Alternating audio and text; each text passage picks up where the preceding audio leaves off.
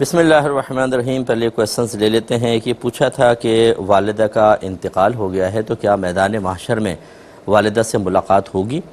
انشاءاللہ ضرور ہوگی، اور ہماری دعا ہے کہ آپ لوگ اچھی حالت میں ملیں، کیونکہ خدا نخواستہ ایسا بھی ہو سکتا ہے، اللہ نہ کرے۔ آپ کے ساتھوں میں ایک جنرل بات عرض کر رہا ہوں کہ ماں باپ جہنمی ہوں، بچے جنتی ہوں، یا بچے جہنمی ہو جائیں، ماں باپ جنتی ہو جائیں، ایسی صورت میں ملاقات بڑی دردناک ہوگی اور بہت ہی غمزدہ منظر ہوگا کہ جب انتہائی حسرت کے ساتھ فیملی ممبر جس کو سمجھایا گیا تھا، جس کو قرآن حدیث بتائی گئی تھی، لیکن سرکشی ختم ہی نہیں ہوئی، اس کو فرشتے گھسیٹ کے جہنم کی طرف لے جا رہے ہوں گے، اس کے چہرے پہ غم کے آثار ہوں گے، اور کچھ ہوں گے جن کو جنت کا پروانہ دے دیا گیا ہوگا اور ان کو جنت کی طرف جانے کا حکم ہوگا۔ یہ جو جدائی کا منظر ہوگا، اگرچہ یہ عارضی جدائی ہو سکتی ہے، کیونکہ اگر مومن ہے جہنم میں گیا تو پھر بھی انشاءاللہ ایک نہ ایک دن جنت میں ضرور واپس آئے گا، لیکن کتنے عرصے میں آئے گا، کتنے ہزار سال لگیں گے، یہ اللہ ہی بہتر جانتا ہے۔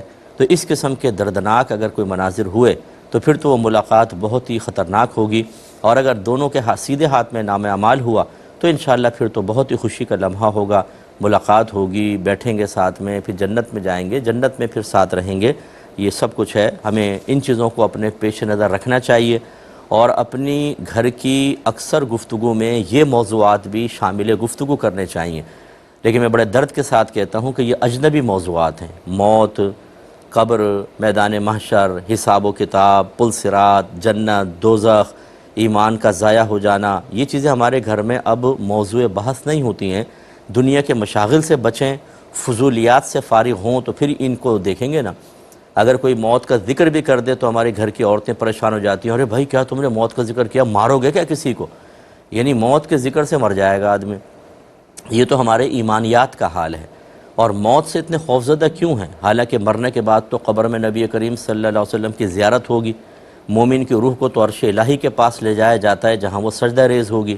جو مناظر آج تک آپ نے نہیں دیکھے، جیسے فرشتے ہیں اور آسمان سے چیزوں کا نزول، یہ سارے پردے ہٹ جائیں گے، اتنے عجیب و غریب مناظر آپ کو نظر آئیں گے۔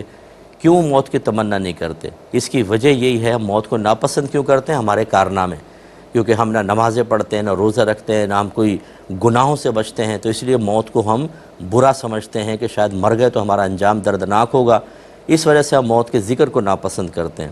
حالانکہ نبی کریم صلی اللہ علیہ وسلم صحابہ کرام کے پاس سے گزرے تو ہنسی کی آواز آئی، آپ نے ارشاد فرمایا کہ اپنی مجلسوں میں لذتوں کو توڑنے والی چیز کی بھی ملاوٹ کر لیا کرو۔ عرض کیا رسول اللہ، لذتوں کو توڑنے والی چیز کیا ہے؟ فرمایا موت کی یاد، موت کا ذکر، تو اس لیے اس کی بھی توجہ رکھیں۔ یہ کہتی ہیں کہ کیا ہم نماز